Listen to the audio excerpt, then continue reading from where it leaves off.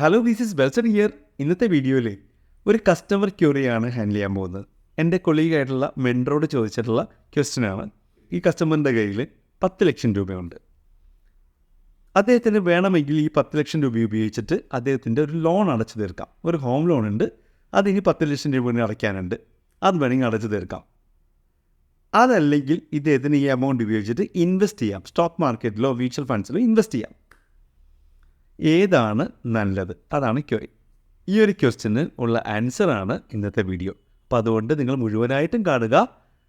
എല്ലാവർക്കും നിങ്ങളുടെ ഫ്രണ്ട്സിനും റിലേറ്റീവ്സിനും ഒക്കെ അയച്ചു കൊടുക്കുക. കാരണം എല്ലാവരും മനസ്സിൽ ഇങ്ങനെയുള്ള ക്വസ്റ്റ്യൻ ഉണ്ടാവും. കുറേ കാലങ്ങൾക്ക് മുമ്പ് എൻ്റെ മനസ്സിലുണ്ടായിരുന്നു ഇങ്ങനെയുള്ള ക്വസ്റ്റ്യൻസൊക്കെ. അപ്പോൾ അതിനൊരു വ്യക്തമായിട്ടുള്ള ആൻസറാണ് ഞാനിവിടെ പറയാൻ ഉദ്ദേശിക്കുന്നത്. അപ്പോൾ നമുക്ക് വീഡിയോയിലേക്ക് കിടക്കാം.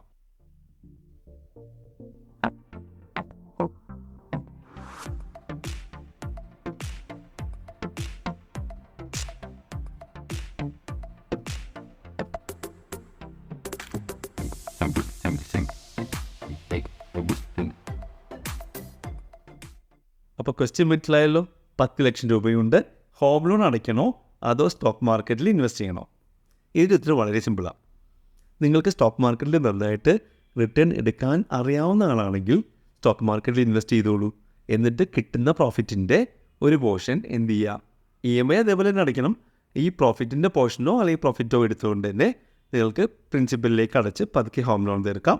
ഇവിടെ ഒരു സ്റ്റോക്ക് മാർക്കറ്റിൽ സ്റ്റോക്സ് ഒക്കെ ട്രേഡ് ചെയ്തിട്ട് അല്ലെങ്കിൽ ഇൻവെസ്റ്റ് ചെയ്തിട്ട് നല്ലൊരു പ്രോഫിറ്റ് ഉണ്ടാക്കിയെടുക്കാം. ക്ലിയർ ആണല്ലോ? സ്റ്റോക്ക് മാർക്കറ്റിൽ നല്ല രീതിയിൽ പ്രോഫിറ്റ് എടുക്കാൻ പറ്റുന്ന ആളെന്ന് പറഞ്ഞു കഴിഞ്ഞാൽ നമ്മുടെ ഇൻട്രസ്റ്റ് ഹോം ലോണിൻ്റെ ഇൻട്രസ്റ്റ് എത്രയാണ്? 8 to 10% അല്ലേ? അതിൽ കൂടുതൽ കിട്ടിയാലേ ഇത് ലാഭമാവുള്ളൂ ഈ പരിപാടി, അല്ലേ?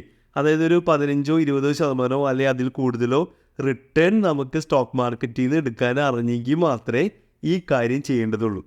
അതല്ല, നിങ്ങൾക്ക് ഇൻവെസ്റ്റ്മെൻറ്റ് അറിയില്ല, ട്രേഡ് അറിയില്ല നന്നായിട്ട്, അല്ലെങ്കിൽ ഇപ്പോൾ പഠിക്കാൻ പോണേ ഉള്ളൂ, സ്റ്റോക്ക് മാർക്കറ്റിൽ അപ്സ് ആൻഡ് ഡൗൺസിൽ പ്രോഫിറ്റ് എടുത്ത് റിട്ടേൺ എടുത്ത് പരിചയമൊന്നുമില്ല എന്നുണ്ടെങ്കിൽ ഈ പരിപാടിക്ക് നിൽക്കണ്ട.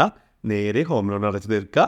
എന്നിട്ട് അതിൻ്റെ EMI അടച്ചുകൊണ്ടിരുന്നൊരു എമൗണ്ട് ഉണ്ടല്ലോ, ആ എമൗണ്ട് എടുത്തിട്ട് പതുക്കെ ഒരു SIPയോ അല്ലെങ്കിൽ സ്റ്റോക്സിൽ തന്നെ സ്വിങ്ങോ പൊസിഷനോ ട്രേഡൊക്കെ എടുത്തിട്ട് പതുക്കെ ആ കോർപ്പസ് ബിൽഡ് ചെയ്തുകൊണ്ട് വരാം.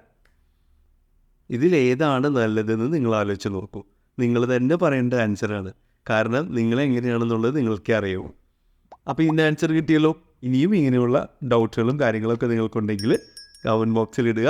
മാക്സിമം ആൻസർ ചെയ്യാനായിട്ട് ശ്രമിക്കാം. Thank you. Investment in securities market are subject to market risks. Read all the related documents carefully before investing.